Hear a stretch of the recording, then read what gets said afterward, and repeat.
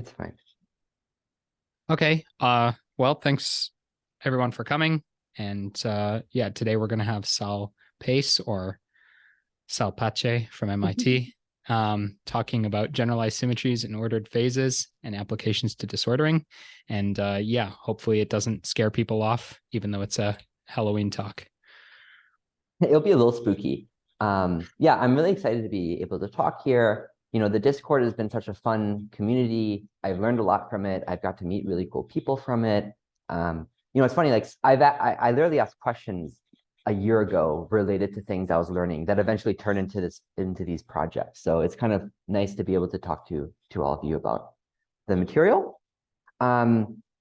So the talk is going to be about symmetry, and I have to first maybe be a a cult leader to some extent regarding symmetry, and really emphasize symmetries are sacred, and they're sacred because they give non-perturbative insights into many body systems, and I think they should be worshipped.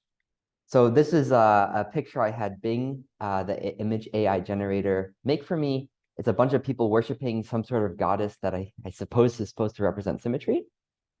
And why you too should worship symmetry, here are two reasons. One is their ability to constrain systems. And all of these examples here are demonstrations of that. So there's Goldstone's theorem, which constrains the spectrum of a system, anomaly matching, which constrains the phases a system can realize, et cetera. And the other reason to worship symmetry is their ability to spontaneously break.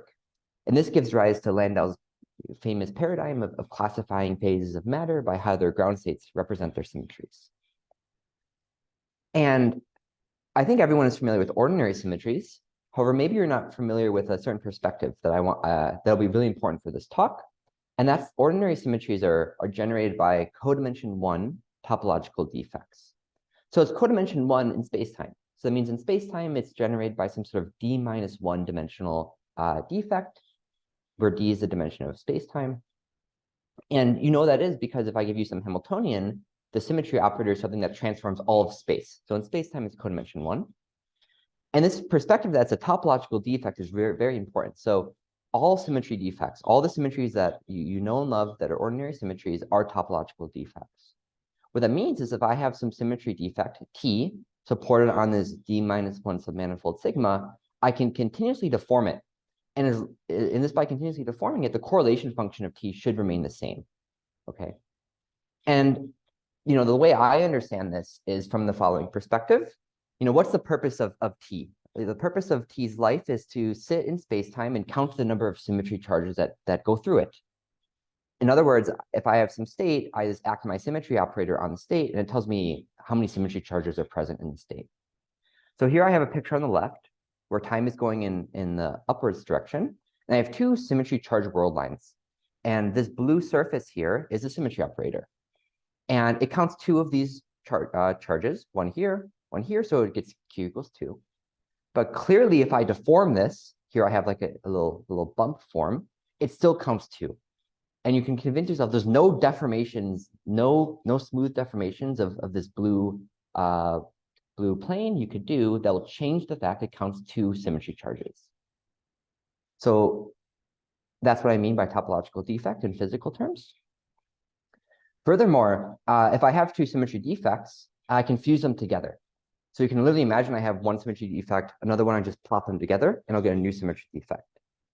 And the fact it's an ordinary symmetry means that it's described by a group. So if I have this group G, and I have 2 symmetry defects that are supported on the same d-1 submanifold, if I fuse one labeled by G1 and fuse another one labeled by G2, I get a new symmetry defect that's labeled by G1 times G2. Okay. So this perspective I like this perspective a lot because it opens up the door to generalizing symmetries. So clearly all symmetry defects are topological defects, but then you could take the bold conjecture or exclaim that all topological defects are symmetry defects. And that allows you to loosen up the definition here where it had to be codimension 1, for example. Now we can say, well, let me have any codimension p plus 1 topological defect be a symmetry defect. And that has a name, it's called a p-form symmetry. Furthermore, the topological defects need not be invertible. In other words, they don't have to obey group-like fusion. And that opens the door to having non-invertible symmetries. So just with these two generalizations, I can encode both of them nicely in their fusion rules. So I have these two topological defects, one labeled by A, one labeled by B. They're codimension P plus 1, so they're D minus P minus 1 dimensional in spacetime. And when I fuse them together, I don't have to get a single topological defect out of that. I can get a sum of them, where the sum is at the level of the correlation functions. So this will definitely go beyond groups when this sum is non-trivial. So you may wonder what replaces a group. I think most people think it should be what's called a D minus 1 category. So this, of course, will include all the group-like stuff. So for example, if G is a finite group, the D minus 1 category will be D minus 1 vec G. And there's a bunch of adjectives you can put in front of this D minus 1 category. And I don't think anyone knows what they are for the most general symmetries out there. Maybe for finite symmetries, you can say it's a multi-fusion D minus 1 category, or for discrete symmetries, it's a multi-tensor D minus 1 category. But I think once you start getting to continuous symmetries, it completely falls apart. The reason why D minus 1 category is so natural is that it encodes this nice layering structure that symmetry defects have. So I've tried to show this in this picture. So here we have this blue D minus 1 dimensional or codimension 1 topological defect. I can have it form an interface with this brown codimension 1 topological defect. And on this interface, I can have other topological defects also reside, and they can form interfaces with each other, and those interfaces can form other interfaces, et cetera, et cetera, et cetera. So let me give an example, a very nice, oh, sorry. Before I give the example, why is this a reasonable exclamation to make? Why should you believe topological defects are always symmetry defects? Well, I think it passes the most sacred test out there in physics, which is the duck test. If it looks like a duck, swims like a duck, and quacks like a duck, then it's probably a duck. And in condensed matter, the duck test is sacred. You know, we call quasi-particles, we put quasi-particles on the same footing as normal particles because they pass the duck test, right? So here, when I say it passes the duck test, here are three examples. One, there's always a symmetry operator that commutes with the Hamiltonian, right? So I'm not saying anything that commutes with the Hamiltonian should be thought of as symmetry. I'm saying anytime you have a topological defect, as long as it's topological in the time direction, it implies it's invariant under time evolution, and therefore it commutes with the Hamiltonian. Furthermore, there can be objects that these topological defects can detect, and those objects will carry symmetry charge. And if I can condense those objects, it'll cause spontaneous symmetry breaking. So we can import the paradigm that Landau first started into these more generalized symmetries and start to try to classify phases of matter by these generalized symmetries. And another example is that they'll have 't Hooft anomalies. So the constraining phases of matter example on the first slide will also carry over to generalized symmetries as well. Okay, so if this is your first time ever seeing generalized symmetries, this is probably way too much, and it's like drinking from a fire hose. So let me give a really simple example that will be relevant for the rest of the talk. That's near and dear to my heart in condensed matter, and that's just having a superfluid at low energy. So let's consider a superfluid, and we'll be in big D equals 3 Euclidean spacetime. And when I say superfluid, I really just mean that there's some microscopic UN symmetry that's completely spontaneously broken. And this symmetry breaking pattern can be characterized by the following order parameter, where I just have it's essentially this compact field and maps me from spacetime x3 to R mod Z. Okay. So the fact that you have the fact that this is a compact target space implies there's actually certain one-dimensional vortices, or I'll call them defects, and they're detected by a one-dimensional submanifold of spacetime. So here's a picture. So if this box here is my Euclidean spacetime, and this pink line is my vortex line, I can detect it by choosing some submanifold that links with my vortex line and calculating the winding number associated to the configuration that has this vortex there. And this winding number will characterize the fundamental group of R mod Z, and that's of course just Z. Okay. Now this vortex, as the way I formulated this, it's really a singularity of this order parameter field. It's a point in space-time that I've kind of cut out. The field isn't smooth there. And this is not going to give rise to any sort of dynamical excitation at low energies. It's going to cost infinite energy to create, et cetera, et cetera. But they can still be there at low energy, okay? And the fact that they're there implies there's a U on one form symmetry. And why is that? Well, if I go back here and look at this winding number, it didn't matter what this submanifold was. All that mattered is that it linked with the vortex core, right? I could smoothly deform this and I will still detect the vortex core. So using Q, I can build a topological defect. I just exponentiate it. And because Q is quantized to be in the integers, this alpha will take values 0 to 2 pi. So we have a U1 symmetry that's generated by a codimension 2 topological defect. So the vortex is charged under a U1 one-form symmetry, okay? So this is a Euclidean perspective, and in the rest of the talk, I'll almost always be talking about Euclidean spacetime perspective. Let me make one note, is that if I were to switch to Lorentzian spacetime, the vortex defect, if I restrict it to space, is now an operator, right? And that operator will create a loop in space, and in spacetime, that will correspond to a membrane. What this U1 one-form symmetry is telling me is that there's some sort of loop number that's conserved. I can't cut open the loops that I'm creating in spacetime or in space. Okay, so that was a very simple example.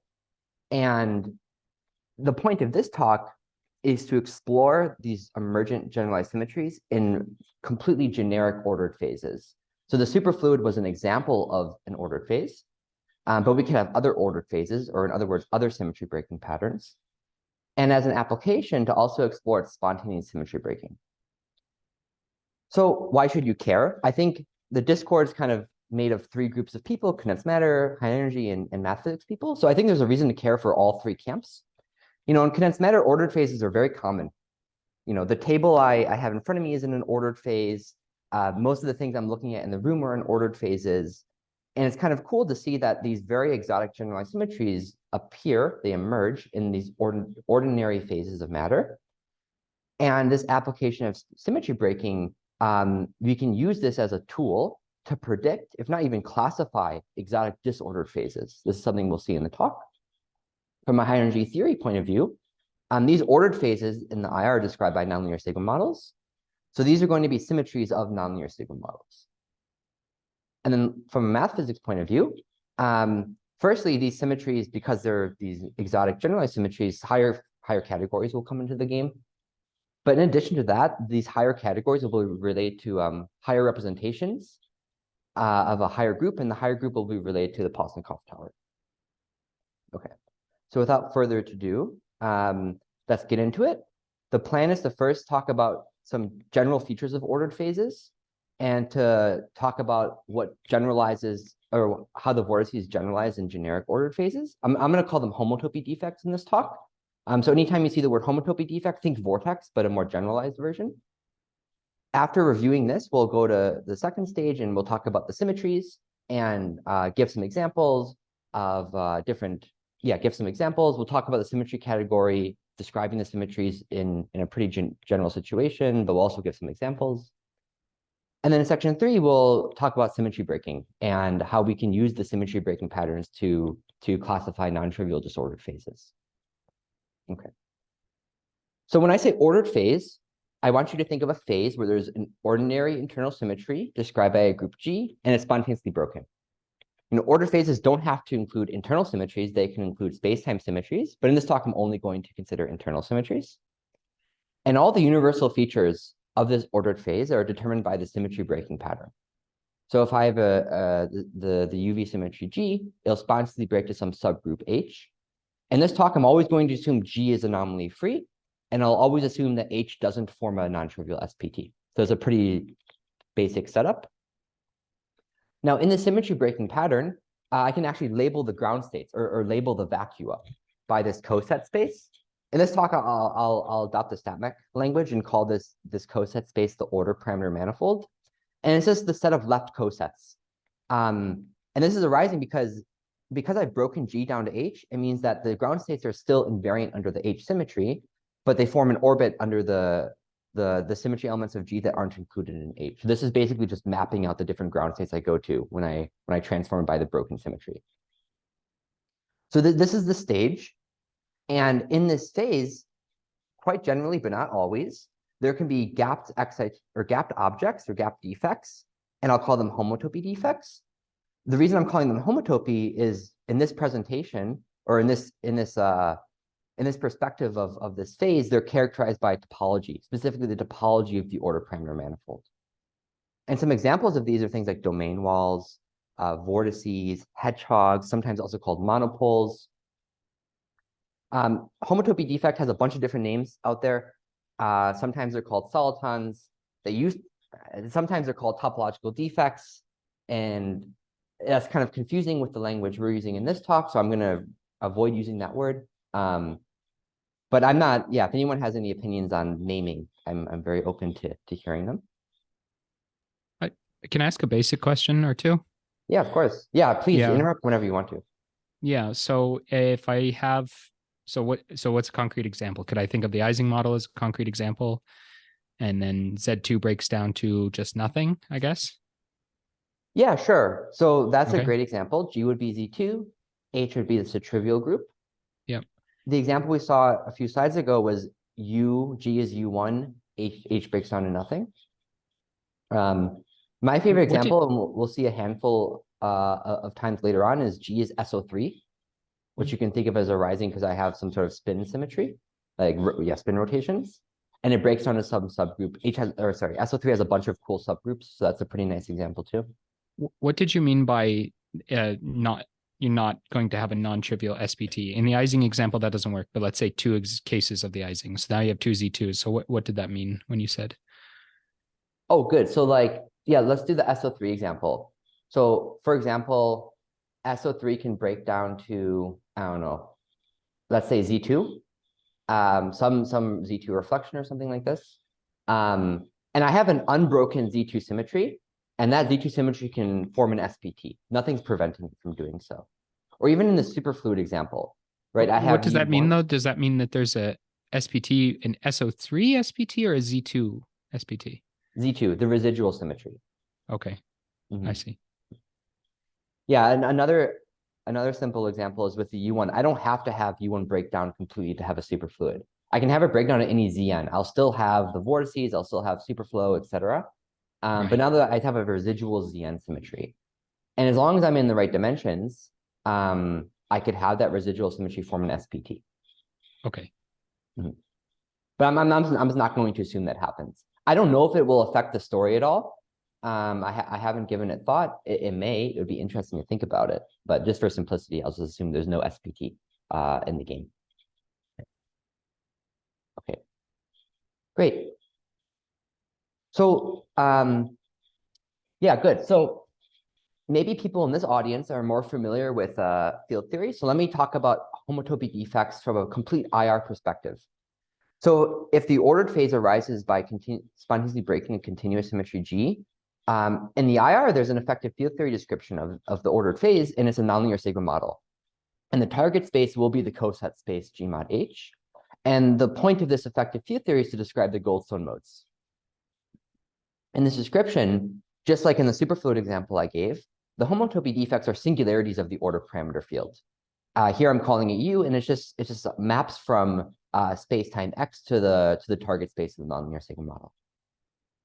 Now, when G is finite, if I spontaneously break it, I certainly don't have Goldstone modes, and I'm not going to be describing the deep IR by a nonlinear sigma model.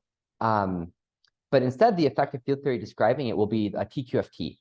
And the whole point of the TQFT's life is to basically just keep track of the different superselection sectors that arise from spontaneously breaking a finite symmetry and having degenerate ground states. In this example, the homotopy defects will be certain G symmetry defects of the TQFT. But what's important to emphasize in the deep IR, in the ordered phases, both of these homotopy defects are not dynamical. They're non-dynamical probes. If I want to have like a non-trivial configuration with one homotopy defect, it's something I have to input by hand. And that the fact there's one homotopy defect won't change anytime in time evolution. This is very different than a UV perspective, where in a generic UV theory, the homotopy defects are genuine dynamical excitations. You can even choose your UV theory such that there's states in the Hilbert space that are numbered by how many homotopy defects there are. And what's interesting is this gives rise to a prototypical phase diagram that you can see in, for example, lattice models, where I have some tuning parameter G, and when G is small enough below some critical value, I have an ordered phase. It has a symmetry breaking pattern we've been talking about. It has these gapped homotopy defects. If I go super, super deep into the IR, if we assume G is continuous, it's described by a nonlinear sigma model. However, what I can do is I can, tune this G to be large, right? And I can have a phase transition to a phase where the symmetry is restored. So G doesn't spontaneously break. That's what I mean by G SSB to G. And if this transition is driven by proliferating the homotopy defects, which is something you can only do if they're dynamical, it'll lead me to a trivial disordered phase. From an IR perspective, what I mean by proliferating homotopy defects, one way to think of it is you're summing over all insertions of the homotopy defects. Okay, there's a question. Yeah, Elijah, please feel free to. So when you say that these aren't dynamical, what exactly do you mean by that? Because like the individual vortices will like move around and they can annihilate and stuff, right? Yeah, and yeah, it depends on what you mean by that. So like obviously in real life systems, that's exactly what happens, right? But here, like let me go back. Like in this picture, you can think of I've inserted this world line into the path integral. And that's why there's there's homotopy defect there. And there's no states in the Hilbert space labeled by it. The defect is permanently there. It doesn't really have dynamics. One way you could think of it is I modify my Hilbert space at every single level to have it move by hand, right? So it's very different than having a genuine excitation that I can take some operator and excite the excitation from the ground state. So in general, could you think of your path integral with these insertions as some sort of like dualized version where your homotopy defects are described by a field that is dynamical? Yeah, that's perfectly fine. I mean, in this example, it's very well known. You just use particle vortex duality, and these vortex lines are the Wilson lines.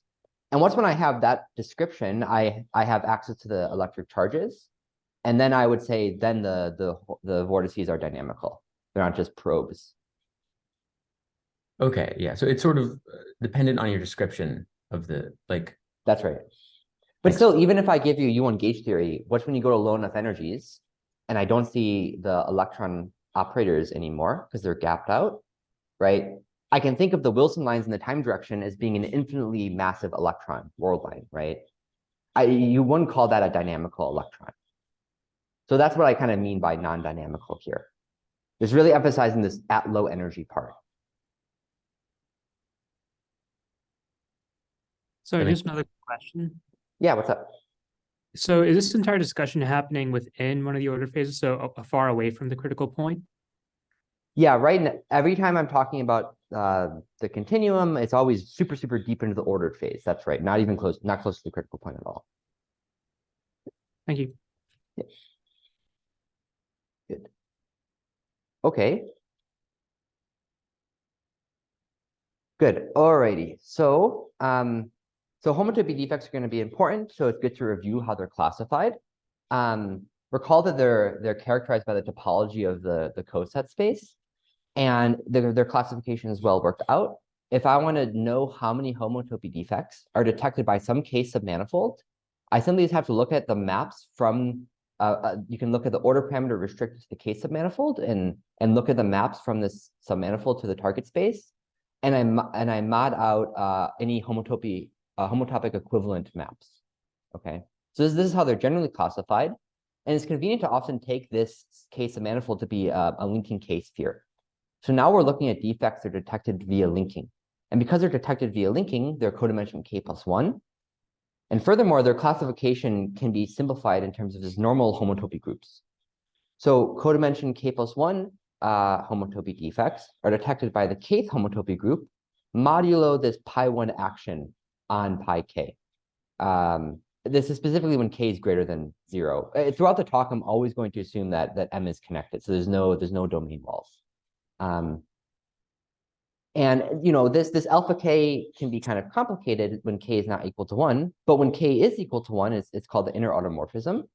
It just simply conjugates the pi1. So what that means is, Any pi ones that are related to each other by conjugation, I consider them to be the same group element, and that will classify codimension 2 homotopy defects. And one way to phrase that nicely is to say they're classified by conjugate classes of pi 1. Okay. If pi 1 is abelian, the conjugate classes are the same as the group itself, but if pi 1 is non-abelian, it'll be a non-trivial difference. So let me show you a nice example where this pi 1 action is important. So we'll consider a nematic liquid crystal, which is a fancy way to say that it's some ordered phase with the following symmetry breaking pattern. We have a microscopic SO3 symmetry, and it's spontaneously broken down to an O2 symmetry. You can think of this like I have some sort of like, spin variable. It gets locked in place, and then it forgets about direction. So it's a headless rod. Okay. That's what the residual O2 symmetry. I don't know if it's pointing this way or that way, and I can also rotate it along the axis it's pointing. Okay. So if you look at the coset space or the order parameter manifold, SO3 mod O2, you can view it as the topological space, which is like RP2, the real projective plane. So if we look at big D equals 3 and we want to classify the homotopy defects, we just have to look at the first, I guess the first 3 homotopy groups. We're in D equals 3, so we can only see 0, 1, and 2-dimensional homotopy defects, right? So RP2 is path connected, so good, pi 0 is trivial. Pi 1 of RP2 is Z2, and pi 2 of RP2 is Z. And then we have to worry about the alpha. Well, okay, well, pi 1's abelian, so the alpha 1 won't matter. And it turns out you can show that the pi 1 action on pi 2, what it does is it'll flip the sign of pi 2. So the sign of pi 2 isn't physical in terms of the classification. We can take a codimension 3, so a point like homotopy defect that's classified by pi 2. If it has charge q, we could continuously deform it into having charge minus q, right? So we consider them to be the same homotopy defect. So what do we see? We see, well, good. We have in D equals 3, we have strings classified by Z2, and we have particles classified by Z mod the alpha 2 action, which is just non-negative integers. Okay. So, we got that for free. We just looked up some homotopy group tables, and we instantly know that these things are present. Can I ask a quick question? Yeah, of course. So the particles do not form a group. So that means that we cannot compose these defects, or what's the interpretation, the proper interpretation? Yeah, that's a great question. So one way I would think of it is, suppose I excited, 2 of these pi 2 defects, plus 1, minus 1, right? What this is telling me is that there's a path I can take to fuse these back together where I don't get 0 charge. I actually get plus 2 charge. So what's that path? Here's one way to understand it. Suppose there's a string right here, right? I have my 2 particles, plus 1, minus 1, and I wind the minus 1 around the string. What will happen is I'll actually change the sign. This is stuff that this paper worked out. It'll change the sign of the minus 1 into plus 1. And now if I fuse it, I get plus 2 again. Right? So it's tempting to view this as a fusion rule where charge Q prime fuses together to form charge Q plus Q prime, or absolute value charge Q minus Q prime. Hey, Sal, but what if we first fuse plus and minus particles? So we get the trivial charge, and then we flip the sign. It seems like the order matters. What does it mean to flip the sign of the charge 0? What do you mean by that? Well, nothing. Well, nothing changes. That's my point. I mean, it seems like it depends on the order of so you described experiment when you have plus and minus, and then you change the minus to plus and getting 2 pluses. Or something, if I get you right. But what if we first fuse plus and minus and then mod out the Z2 action? It's a bit confusing. Yeah, I think you're right. I think the order does matter for this. I'm not sure if what I'm saying is the best way to think of it. That's the way that I think the literature talks about it. But it's very tempting to view these as non-invertible defects. I think that's true.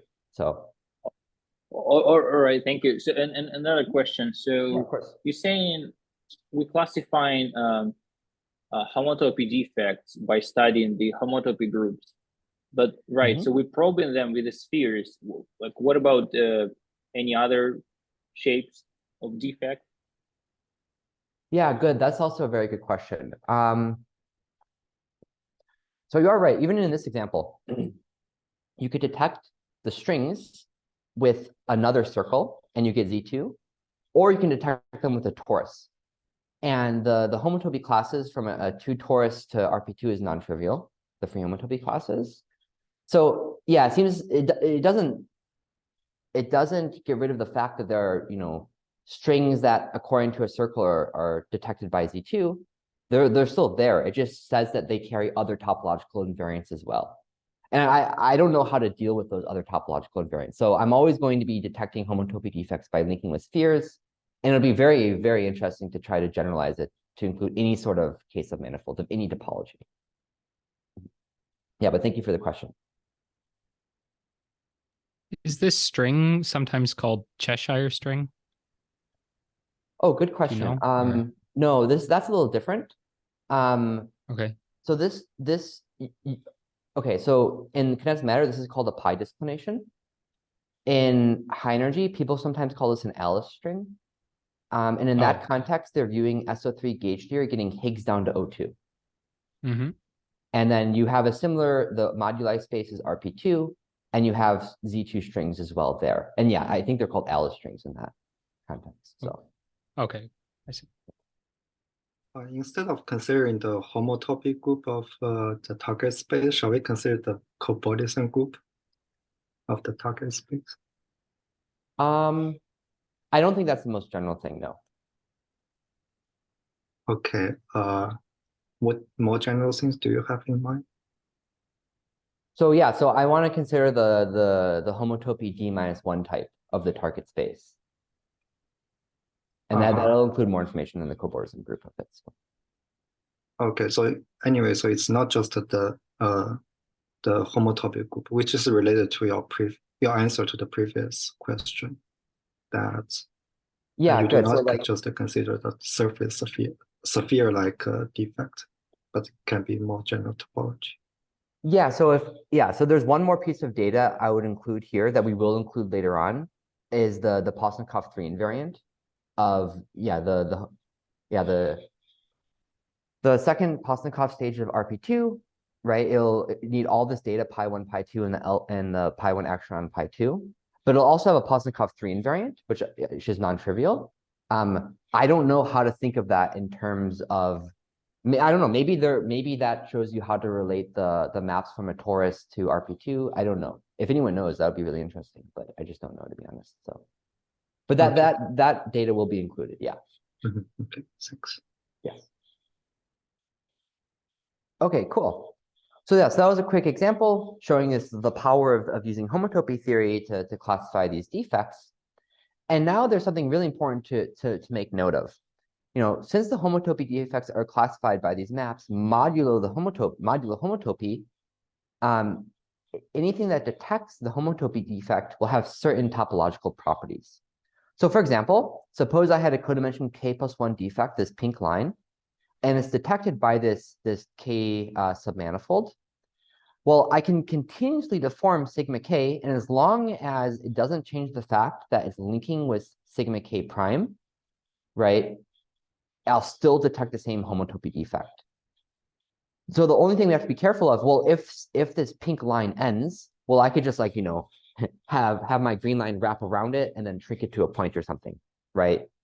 So whenever this D-K-1 submanifold doesn't have a boundary, these maps depend only on the linking number. And the linking number is a good topological invariant. So when the homotopy defects can't end, or they can't be cut open, they're detected by topological defects. And from the perspective of modern perspective of generalized symmetries, if something's detected by a topological defect, it carries symmetry charge of the symmetry that the topological defect generates. And in this talk, I'll always be calling the symmetry that the homotopy defects carry the charge of S pi. Okay. So these symmetries have been explored before in certain special cases. The simplest case, which was even present in the 2015 Global Generalized Symmetries paper is as follows. So we consider what I'll call abelian homotopy defects. These are homotopy defects that are classified by the homotopy groups directly. There's no pi1 action on anything else. And homotopy defects of different dimension aren't related to each other. So just say all the Plossnikov invariants are trivial. And when this is classified by Z, it's well known from some stuff Weinberg did in the 90s that you can characterize the topological invariant in terms of this big omega. It's a K form, and it's a generator of the de Rham cohomology. It has to be properly normalized in order for it to have Z be quantized in Z. But it's a generator of the de Rham cohomology pulled back to spacetime. So we already saw an example of this, and that was in the superfluid. So the one form in that case was just d theta, okay? And because this detects the homotopy defect, what this means is if I take if I look at d omega, it'll actually equal the Poincare dual of the homotopy defect's location. Okay. So good. So we have this Q that arises anytime we have these abelian homotopy defects classified by Z. And just like for the superfluid case, we can exponentiate it. We'll get a U1 symmetry, and it'll be a U1 D minus K minus 1 form symmetry, since the homotopy defect classified by this pi K will be codimension K plus 1. Okay. So before we get into more general ordered phases, let me have an important remark, which remember that I said early on that in generic UV models, the homotopy defects are dynamical, right? Another way to say that is there's typically going to be some high energy process that will cut them open. And because of that, this S pi, this will not be a symmetry of the UV theory. However, in the IR of the ordered phase, the homotopy defects are not dynamical. So it will be a symmetry in the IR. So generic ordered phases won't have a UV symmetry S pi, but it'll have an emergent symmetry S pi. And for the remainder of the talk, whenever I refer to S pi, I'm always going to be referring to it as it being an emergent symmetry. I'm just implicitly going to be saying it's an emergent symmetry, and it'll always be the symmetry that emerges at the lowest energy scale, right? Because you can imagine there's some intermediate energy scale where some of the homotopy defects can end, some of them can't end, right? So this is definitely going to depend as you lower and lower energy scales, but at the lowest energy scale, when none of the homotopy defects can end in the ordered phase, that's what I'll always be referring to as pi s. And another important remark is that I think this is very general. You know, people talk about generalized symmetries all the time, but they just almost never exist as exact symmetries of whatever model you care about. You know, in condensed matter, we want to describe nuclei, electrons, and we always write down a microscopic Hamiltonian to have two body terms, and these two body terms will generically spoil any fancy generalized symmetry you can ever dream of. And then in high energy, well, there's no symmetries at all, right? Because in quantum gravity, there's no global symmetries, and people believe this includes both the higher form symmetries I've been talking about and non-invertible symmetries. So while the UV symmetries may not include any ordinary symmetries or no generalized symmetries, they could be emergent, right? And they can emerge in some mid-IR scale, emerge in the IR, deep IR, they can emerge at a critical point, etc. So when talking about generalized symmetry in practice, we're kind of always talking about emergent generalized symmetries. And that may cause some, that may scare some people, because usually when we talk about emergent symmetries, we're thinking them as approximate symmetries. But we're kind of saved here because it turns out emergent higher form symmetries, once when you have it emerge, it's really as good as an exact symmetry. You shouldn't think of it as an approximate symmetry. And there's plenty of papers that have been written on this topic from different perspectives. But other people, or what do I want to say? But another main point that will be relevant for the later parts of this talk, when we start talking about symmetry breaking, is when people talk about the generalized Landau paradigm, it's way too naive to say, oh, generalized Landau paradigm is just including generalized symmetries into the Landau paradigm. The Landau paradigm is about having a microscopic symmetry that spontaneously breaks. And, I just said you would almost never have these generalized symmetries as microscopic symmetries. So what the generalized Landau paradigm really is about is a classification scheme using some sort of homomorphism between the UV symmetries and the IR symmetries, okay? So the IR symmetries could include these generalized symmetries, right? And they could emerge and be exact symmetries just as good as if they were UV symmetries, so we can classify phases of matter by them. Sometimes a UV symmetry will disappear in the IR, but that means you can have SPT order, SPT phases arise from them. So I think this is an important point that I think not enough people emphasize. Okay, but that was an aside. That was an aside rant. So let me go back to the symmetry that we care about. And now I want to tell you what description you should be thinking of when you're thinking of these symmetries, right? And I'll give you the punchline here. This symmetry S pi is the same as the magnetic symmetry of a d-1 group, G pi, the higher gauge theory with that d-1 group. And when the homotopy defects all have finite different numbers of types, so all the homotopy groups are finite in the dimension that all the homotopy groups with the homotopy group degree less than or equal to d-1 are finite, then S pi can be thought of as a d-1 fusion category, this d-1 rep of this d-1 group. Okay. So let me give you some examples with G is equals to SO3, which is my favorite group right now. So firstly, if we're in big D equals 3, we can completely spontaneously break SO3 down to nothing. And in this case, it's easy to convince yourself that because pi 1 of SO3 is Z2, you have a Z2 1-form symmetry that emerges. But if you actually look at the condensation defects, you have additional symmetries. And if you look at the symmetry category, the full thing is described by 2 rep Z2. Okay. Another nice example, if you spontaneously break SO3 down to Z2 times Z2, you have a non-invertible 1-form symmetry. And the fusion 2 category describing that and the condensation defects is given by 2 rep Q8, where Q8 is a quaternion group. Another example is if SO3 gets broken down to SO2, there you actually don't have a finite symmetry. You have a non-finite symmetry. It actually includes continuous parts. So we can't give it a fusion category label. It's something that goes beyond the 10th or higher categories. But we can still say it's the magnetic symmetry of some higher gauge theory, and the 3 group will be the one that is related to this non-trivial extension of a 1-form symmetry by a 2-form symmetry, where the symmetry groups are both Z. And yeah, this is non-trivial, and we'll see this as an example later on. Okay, so instead of just going straight to the most general picture, let's warm up to it. So we already considered abelian homotopy defects when the charge was Z. Now let's consider them when it's this general abelian homotopy defects. So just a reminder, by abelian homotopy defects, I mean defects of different dimension are completely independent from one another. All the alpha k are trivial. So it's really just purely classified by the homotopy groups. Because each of these homotopy groups describe the symmetry charges of a d-k-1 form symmetry, right? Because this will be classifying codimension k+1 homotopy defects. The d-k-1 form symmetry group is the Pontryagin dual of pi k. So for example, if pi k is Z, right, we can say that the symmetry group, there's a canonical isomorphism to U1. So then we have a U1 d-k-1 form symmetry. But if pi k is Zn, for example, then there's a canonical isomorphism to Zn. So then we have a d-k-1, we have a Zn d-k-1 form symmetry in that case. Okay, so that's like super warm up. Let's go to a slightly more non-trivial example. So we'll care only about codimension 2 homotopy defects.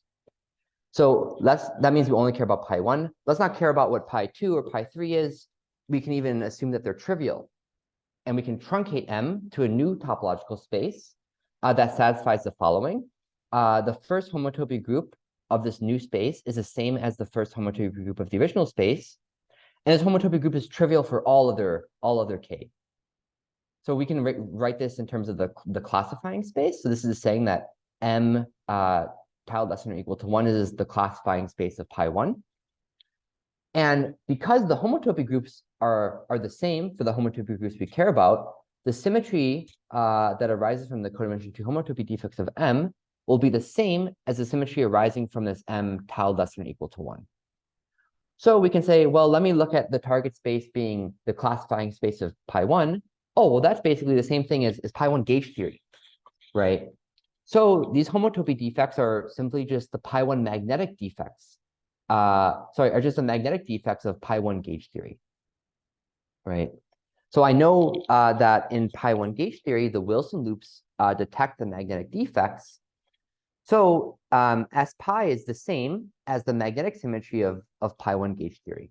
And when pi1 is finite, we can write this as a fusion category, and it'll be given by the d-1 rep of pi1 d-1 category, which is all that's to say.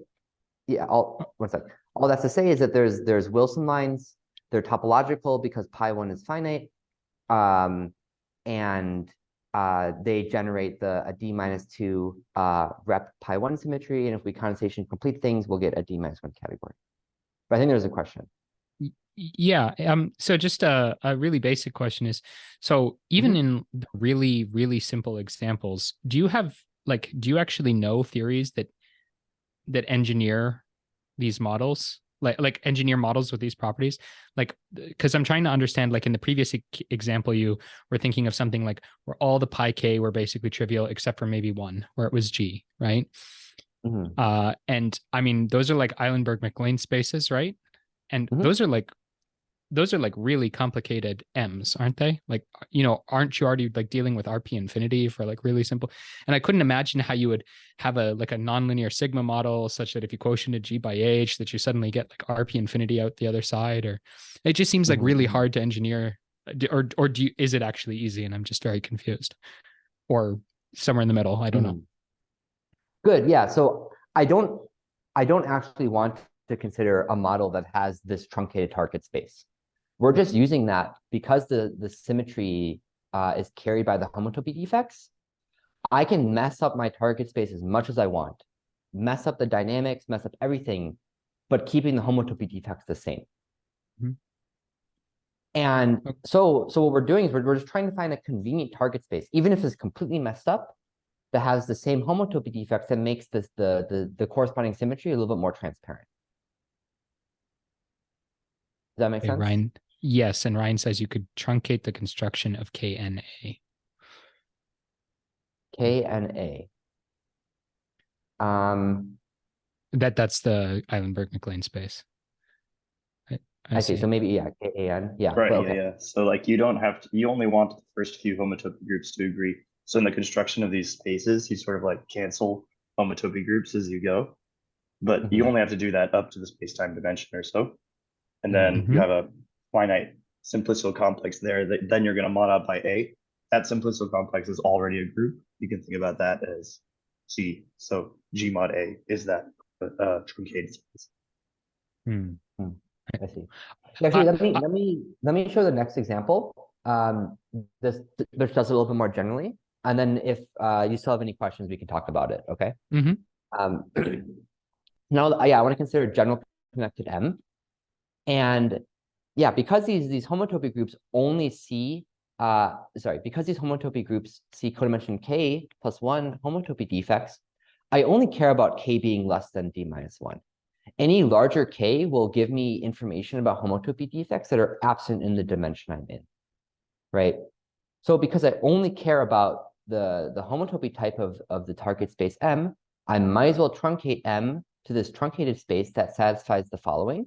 Here I'm saying it for general N, where the homotopy group agrees with M when k is less than or equal to N, and it's trivial when k is larger than that.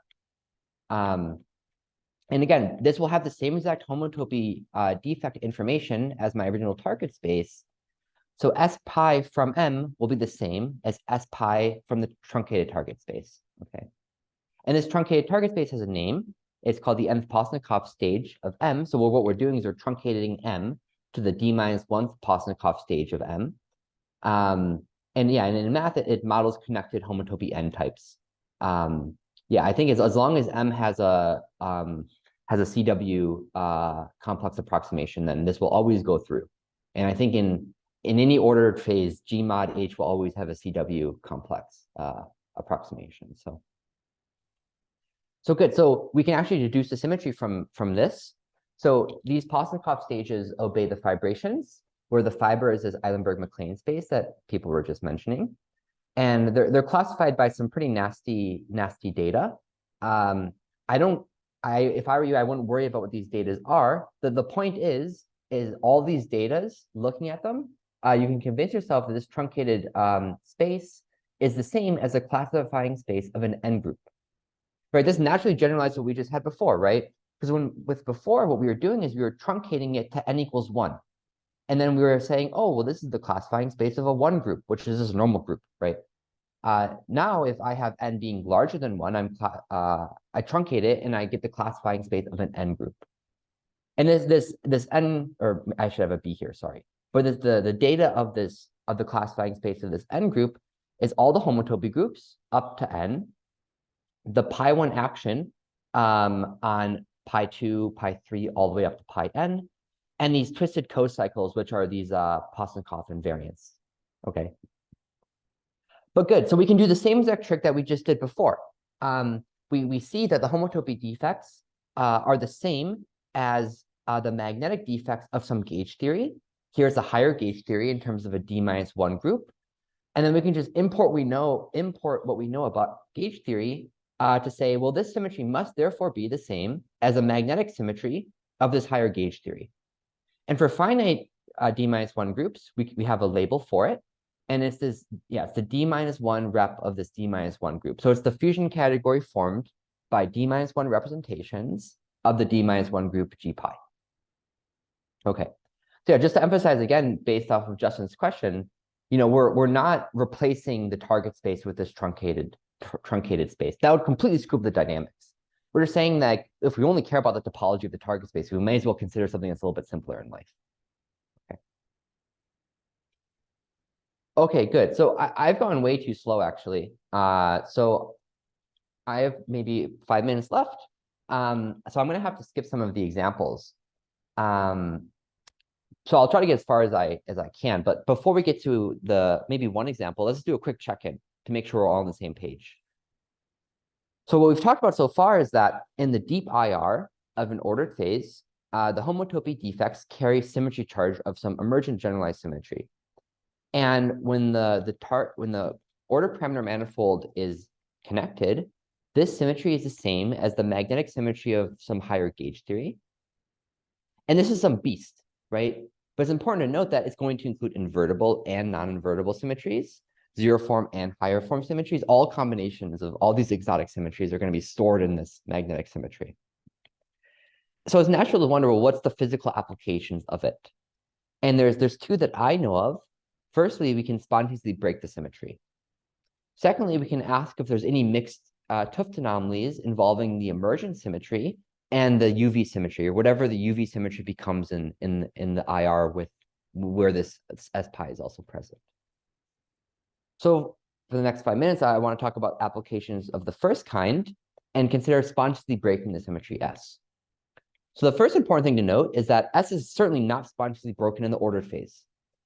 A stupid way to know that is if it were, ordered phases would have ground state degeneracies dependent on the space's topology, would have these gauge bosons. They're clearly not there, so this S is certainly not spontaneously broken. A better perspective is that these homotopy defects are gapped extended objects in the spectrum. In the ordered phase, they're even confined. So if we wanted to frame that in terms of symmetry breaking language for higher form symmetry, you would say, oh, they obey the area law. And things that obey the area law, symmetry charges that obey the area law, the corresponding symmetry is not spontaneously broken. However, just because it's not spontaneously broken, there's nothing generically preventing us from spontaneously breaking it and driving a phase transition out of this ordinary ordered phase. And what this will do is we'll spontaneously breaking some generalized symmetry typically. So this will lead us to some interesting phase of matter. And furthermore, because we spontaneously break the symmetry, it will cause the homotopy defects to deconfine, which is to say they'll obey the perimeter law now. So when we do this, what happens to the microscopic symmetry G? Well, here's a physical argument. In the ordered phase, the vacuole wanted the homotopy defects to confine.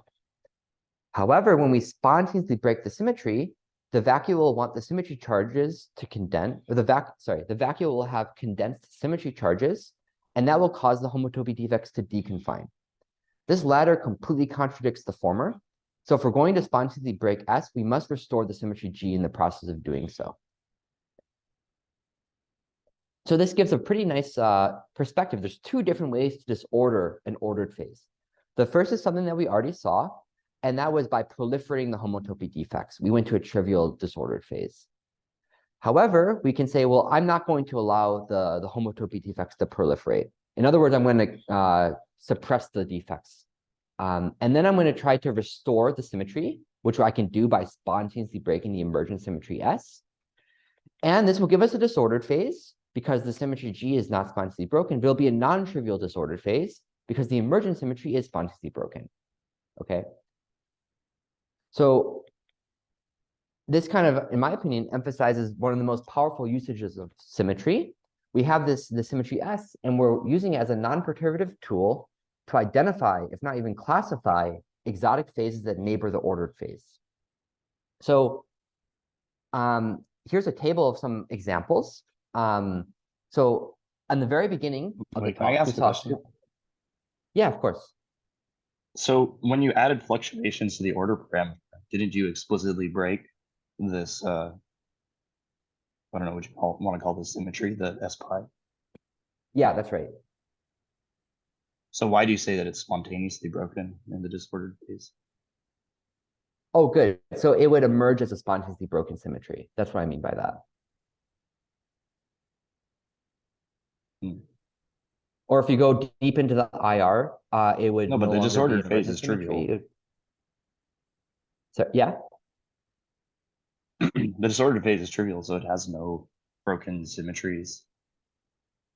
yeah, that's right. And when you proliferate the homotopy defects, there's no longer a energy regime where you see them as non-dynamical objects. They're just everywhere. You proliferate them, so there's no emergent symmetry anymore. Yeah, it's more like they're caged. Yeah, they're screened rather than broken. Yeah, so I mean that's in the ordinary case without defect suppression. But now you suppose you have let's just be extreme, and let's just say we'll have the dynamical fluctuations of the order parameter that correspond to the homotopy defects fluctuating. Have those be at infinite energy. Don't allow them. Okay, I see what you mean. Yeah, this phase is not really. Yeah, that's why you call it non-trivial disordered phase. I agree. Exactly. Okay, Exactly. Yeah. Okay. Good. So we can make some predictions of what non-trivial disordered phases there are just by using the symmetry breaking pattern. So for example, in the superfluid, if we spontaneously break U1, we did see we have an emergent U1 higher form symmetry, but that U1 higher form symmetry is actually not allowed to spontaneously break by a Merman-Wagner theorem. So there should be no non-trivial disordered phases in this case. However, this is actually a pretty interesting example. If I have a two-component superfluid, so in other words, I have a U1 times U1 symmetry spontaneously break to nothing. And in D equals 4, just like an ordinary superfluid, I have a U1 two-form symmetry. In fact, I have two of them now because I have two U1s. However, I also have can a I U1 ask another question? Sorry about the first example. Yeah, so what about this? There are these Lipschitz points that have both U1 and winding symmetry. So wouldn't that be a non-trivial disordered phase? Would you say one of the U1s is a dipole symmetry though? No, there's ones with the exact winding symmetry, I believe. The whole one. Okay, I see. So you're not thinking of a Lipschitz model. Good, yeah, you can, okay, that's fine. You can by hand suppress the vortices, the dynamical fluctuations, just like how in U1 gauge theory and 2+1D, you could by hand suppress the monopole fluctuations and have a deconfined phase, right? But the moment you add the monopole operators, you'll flow away from it.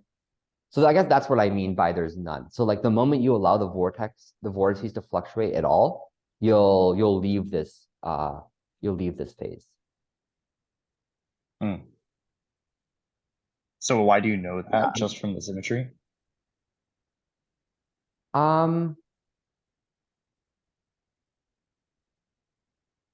Good. So yeah, I think it's just using intuition for spontaneously breaking symmetries at their critical dimension. So it's just I'm just using that intuition. with U1 zero form symmetries, it's more interesting because of the KT physics. But if I look at the U1 one form symmetry, well, what am I saying? Let me think. Yeah, it's an expectation. It's a guess based off of U1 gauge theory. But yeah, I'm not sure how the Lifshitz points work. So I see. Thanks. Yeah, be interesting to talk more. Yeah, I agree.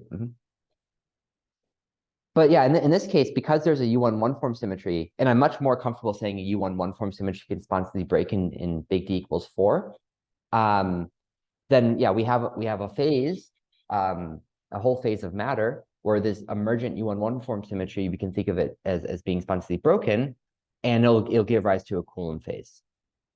And then two other examples will be this SO3 breaking down to nothing. Well, remember I had an emergent Z2 one form symmetry. I could spontaneously break it, and I get a phase with Z2 topological order. And in this ordered phase, SO3 breaks down to Z2 times Z2, I had an emergent 2 rep Q8 symmetry. And a part of that was a rep Q8 one form symmetry. I could spontaneously break that, and I get a phase of matter that is described by Q8, the deconfined phase of Q8 gauge theory. And in general, is whenever this D-1 group is finite, there'll always be a non-trivial disordered phase. And the non-trivial disordered phase, if you spontaneously break the entire, as much of the symmetry as you can, will correspond to the deconfined phase of just this higher gauge theory with this D-1 group. And I'm just saying untwisted to say there's no generalized Digraph-Winton twists. Okay, so I'm totally out of time, so I'm actually not going to talk about these examples.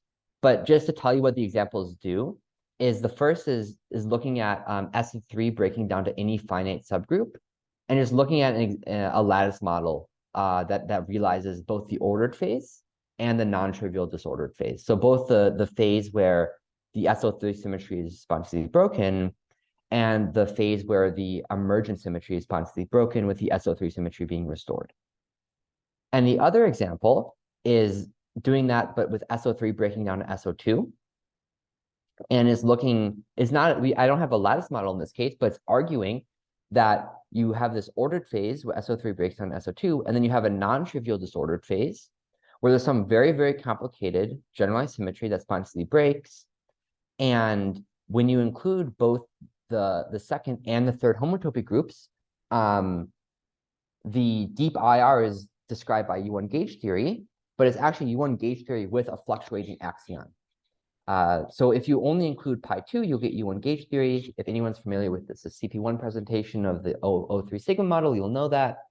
But if you also include the Hopfions, the pi3 homotopy defects, you'll actually get an axion for free, which is pretty interesting. And I'm more than happy to talk all about those examples in detail. I don't want to hold everyone hostage past the time of the talk.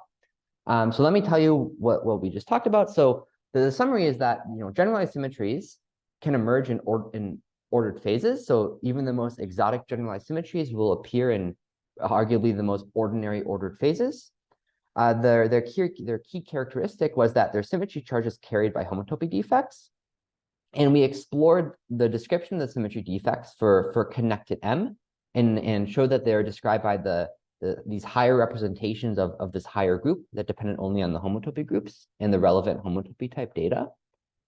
And as an application, we looked at their spontaneous symmetry breaking and showed that when we spontaneously break them, we restore the microscopic symmetry that was initially broken and drive phase transition to a non-trivial disordered phase. And what this allows us to say is that, well, S-pi really is a non-perturbative tool that we can use to identify and classify exotic phases that neighbor the ordered phases. So thank you for everyone for coming and listening. And if there's any other questions, I'm happy to hang out for as long as you want and talk more. So thanks.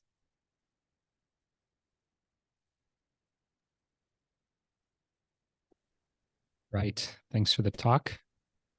Yeah. Peppered Sal with questions already, but if people have more,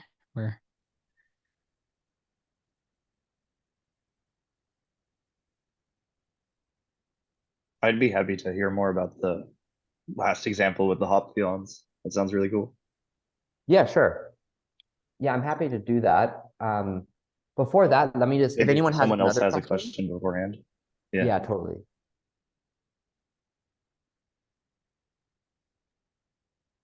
Right. Okay, Hearing and time's seeing up. none. Yeah.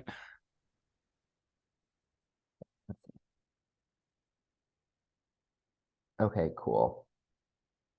So good. So yeah, so in this example, we're going to be in big D equals 4.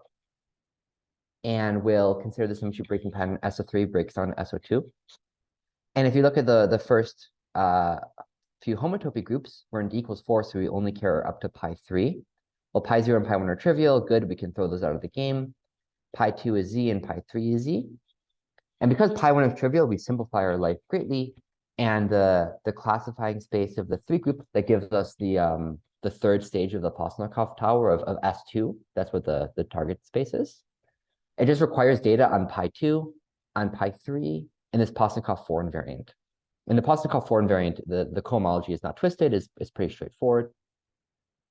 And I'm sure there's many ways to understand the Postnikov 4 invariant in this example. This is how I personally understand it. What I'll do is I'll consider, yeah, you can construct this. Maybe it's wrong to say it's a simplicial complex. Maybe I should say CW complex, but you can construct it using simplicial methods and consider cochains on it. So if I have a 2 and 3 cochain denoted by x2 and x3, the effect of having the Postnikov invariant be non-trivial is the following. The 2 cochain is a two cocycle, so d of x2 is 0. But the 3 cochain is not a 2 cocycle. And in fact, you can show that, okay, by definition, it's equal to the Postnikov 4 invariant, but you can show that's actually given by the cup product. And if you look at the corresponding paper, we show it in 2 ways. One, there's like a physics hand-wavy way to show it, where you look at the CP1 presentation of the O3 model. But there's a more sophisticated way to do it, where you actually use some sort of commuting diagram. It's not something I did, but something that my very smart math collaborators did for me. But you can convince yourself that that should be the Steenrod square, or just the cup product between these two z-valued 2 cochains or 2 cocycles. Good. So this is the data that defines the classifying space of G3. And using the arguments from before, the symmetries is the magnetic symmetry of this G3, 3-gauge theory. And then we can ask, well, what is the magnetic symmetry of that? Well, it's really tricky, right? Because these have a bunch of Z's in it. So we can't use the normal fusion category stuff because, yeah, it won't satisfy the finiteness. However, at the very least, we can say, well, sometimes higher groups have dual higher groups. And when they have dual higher groups, well, then the magnetic symmetry of it would just be the higher group itself, and it'll at least be invertible. And in this case, we don't think this 3 group should have a dual higher group. I think, and I first learned this actually from the Discord, talking with Arun. But a higher group will have a dual higher group if the Postnikov invariant is a stable cohomology operation. This is not, so it strongly suggests that this G3 doesn't have a dual higher group. And if it doesn't have a dual higher group, it means that the magnetic symmetry will be a non-invertible symmetry. Right. So this is like a more of an abstract argument, but it's totally consistent with a paper from Chen and Tanizaki from a few months ago, where they considered this nonlinear sigma model with M being S2 explicitly and argued there's non-invertible symmetries there as well. So good. So we have something as simple as an isotropic antiferromagnet, and we get some very, very crazy non-invertible symmetries.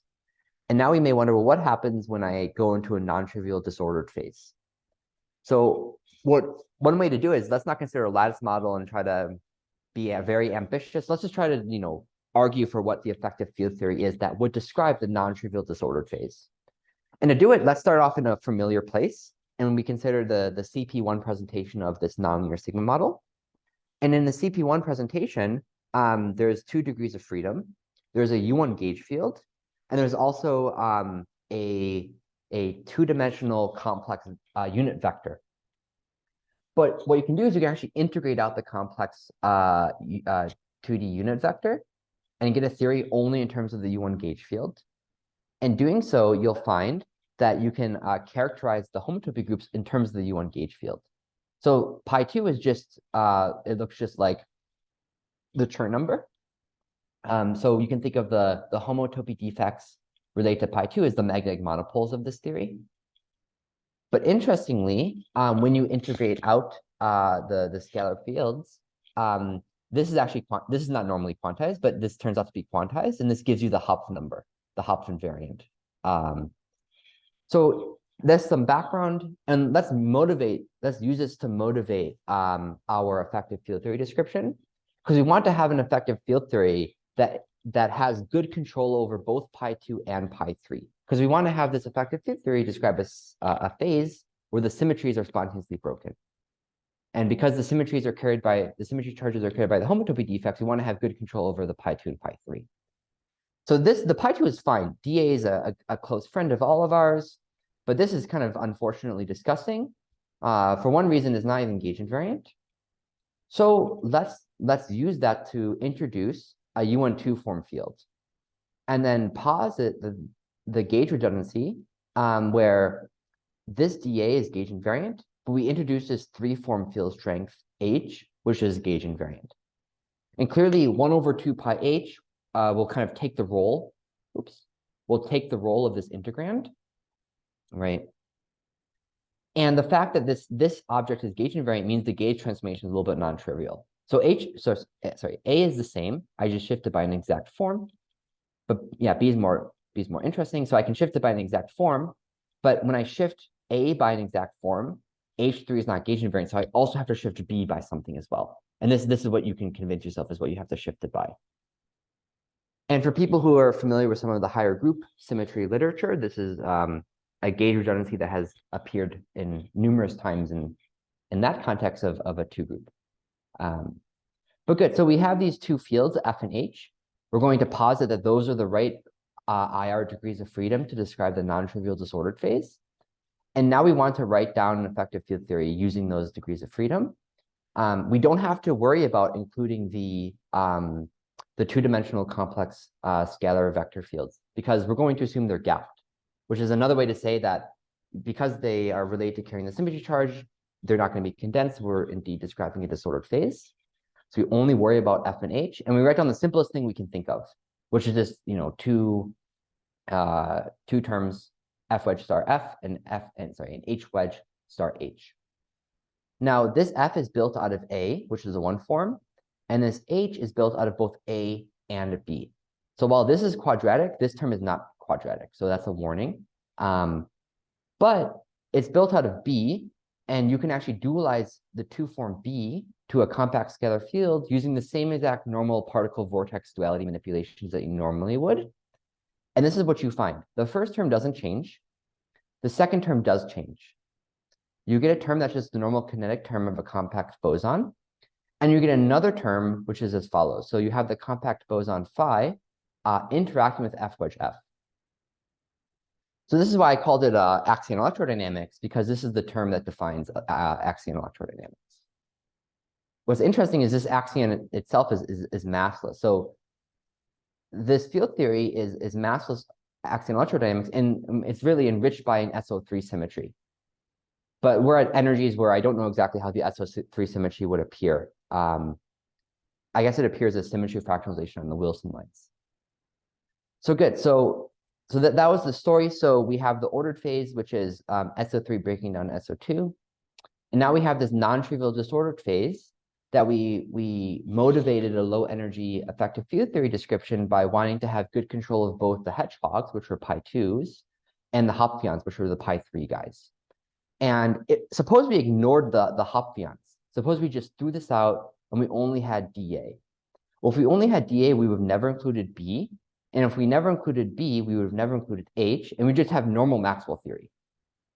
So if we abandoned our Hopfions, we would have something that's, I think, pretty familiar, which is to say this antiferromagnet you can disorder to get a U1 quantum spin liquid, or this some phase of matter described by Maxwell theory. But because we included the pi 3, the Hopfions, we actually got this field B, we got H, and when we dualized B, we got an axion field. Okay, so that was fun with SO3 part 2, and unfortunately part 1 was skipped, but that's fine. Cool. So can you explain, like, so the symmetry breaking here of this magnetic symmetry? Can you be a bit more explicit about that? I actually don't know. It's not something I felt comfortable exploring because I don't even know how to think of this symmetry in general. Like usually when I describe symmetry breaking, I want to have like a UV symmetry breakdown and some residual symmetry, but I don't even know how to label the UV symmetry here. I will say You're saying that because it's not this dual, there's no dual group. yeah, I don't really know what the dual is. Is it something just like reps of G3 pi? I'm a little uncomfy with that though, because I mean, okay, good. I think, yeah, the magnetic symmetry would be described by the three representations of G3 pi. That's right. But I don't know what that means. So one thing that Chen and Tanizaki found, which has actually been found in other contexts too, is that this non-invertible symmetry is one of these ones where it's discrete. So it's non-finite but discrete. So it's a non-invertible is yeah, that kind of makes sense because it's like rep of U1 kind of stuff, right?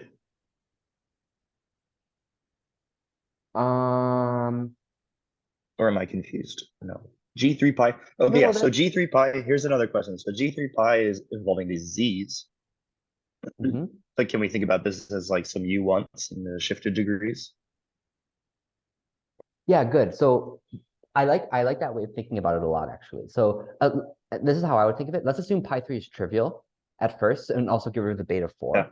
Then we just have pi 2, which is Z, and that's clearly is going to give us a U1 symmetry, right?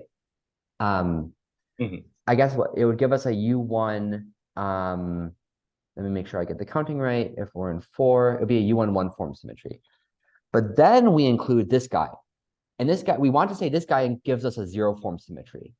But somehow because of the beta, this 0 form symmetry depends on the 1 form symmetry in some way, in a very non-trivial way. My guess is somehow the fusion, like if you fuse two of these these codimension 1 defects, somehow what you get depends on the 1 form symmetry defects. Maybe it's like some sort of condensation defect or something like this. I'm not sure. This is a total guess. So because the fusion is so complicated, it's hard to say. I don't know. It's hard. I'm just thinking maybe we just take the X. Maybe we just take the X's to be the Chern classes of these bundles, and so then this Postnikov thing gives us like some kind of version of a twisted 2-form gauge field, 2-form U1. I don't know. Maybe we have more hope of studying reps of that. I guess it should be the same.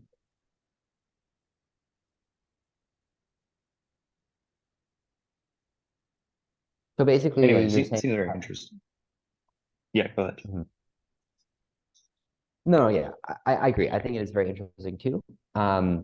I think two interesting directions that I'm interested in along these lines is one, yeah, trying to work out more explicit examples. Like I kind of view all this technology as kind of fun, and it's more like it's like a metal detector. Like we're on a beach of interesting theories, and this is a good metal detector to tell me where to dig. But now we have to start digging, and it'd be nice to really work out one of these cases extremely explicitly. So maybe like RP2 would be a fun example to work out explicitly because there's also a pi1 action on pi2. The other thing that is interesting is everything I talked about was ordered phases for internal symmetries. I think there's a very cool story about ordered phases of crystalline symmetries.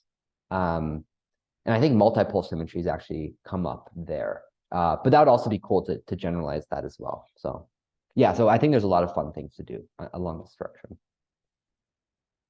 Yeah, another thing I think could be cool is like thinking about how to do this sort of suppression that you want. I was thinking maybe like some kind of Meissner effect could be useful because that can be used for vortex suppression. Okay, I see.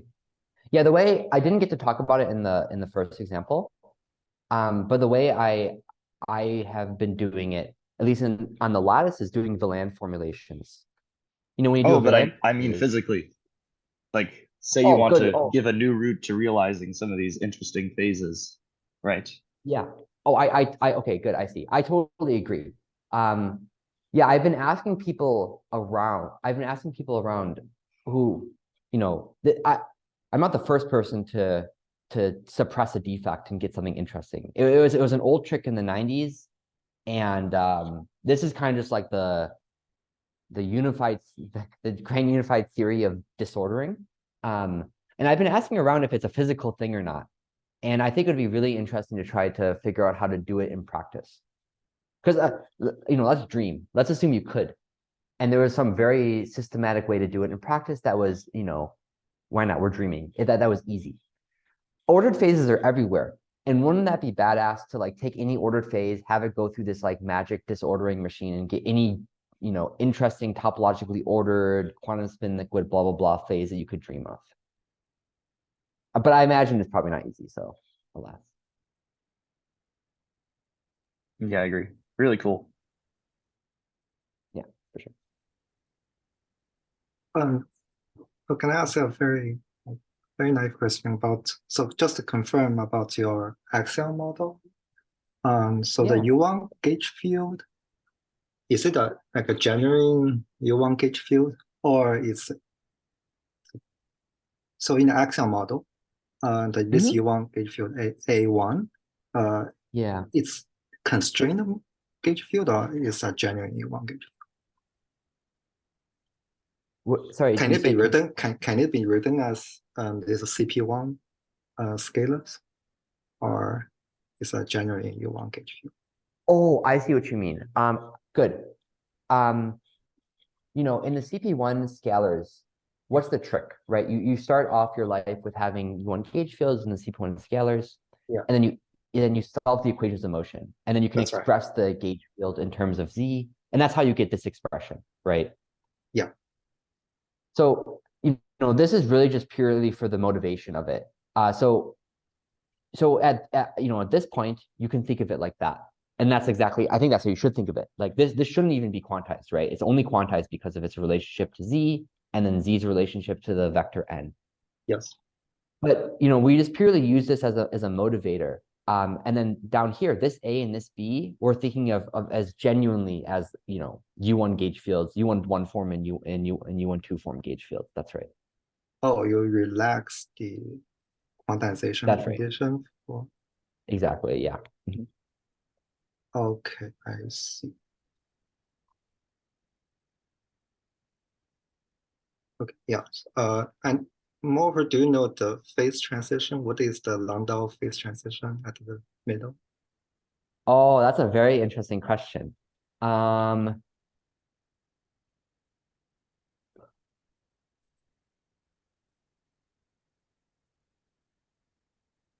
Okay, I don't know. I don't know how it gets affected by the axion part. What I do know is how the story works in one lower dimension, because then you have the same exact phase transition as the DQCP for the Nail VBS transition. But yeah, it'd be very interesting to think about it in one higher dimension with this axion. Yeah, with suppressing the halcyons. Yeah, that would be very interesting. Okay, thanks. It's very yeah, thank you for your questions.